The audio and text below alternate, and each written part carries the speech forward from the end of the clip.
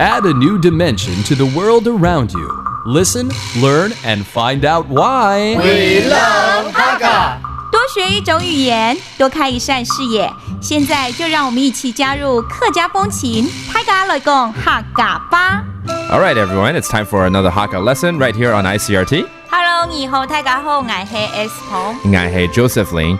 Alice, we're teaching a lot of vocabulary, but a lot of times we also get into idioms. And idioms are fun because there's something you can say on a day-to-day basis, and you can learn a little bit about the culture at the same time. 所以我们每月一宴，这我自己发明的哦。OK， 跟今日来教老兵收有关系的谚语。跟兵收好什么？打扫啊。跟打扫有关系，还有什么黑宁？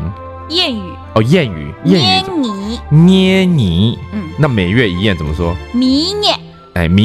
一年。一年。听起来好像每月一捏啊。我来捏你啊。对啊。No。捏你。Okay, 好。So the idiom you're going to teach us is 天爱日多。天愛年多。父愛朝少。父愛朝少。没错嘛？天愛日多就是种田的人要天天都要下田哦。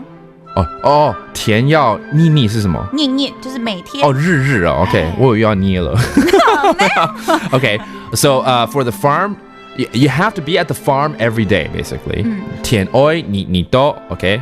父愛朝少。父愛朝少，那这是什么呢？就是住在这个房子里面的人呢，每天都要打扫。父是屋子嘛 ，OK， 父 is your house， 愛朝少。就是每天都要扫一下。为什么朝少？朝每一天早上的意思。每天早上扫地嘛。You're right. Okay, so this is a pretty cool idiom. Okay, it literally means you have to be at the farm every day and you have to clean the house every day at the same time. But I guess it signifies you gotta be very hardworking. 应该它的意思就是要努力打拼呐。啊，对，什么事情都一定要每天去持之以恒的去做这样子。说三忙大兵。什么大饼啊？三忙大兵。三忙大兵。三忙大兵。我给是你要吃饼啊。哎，饼。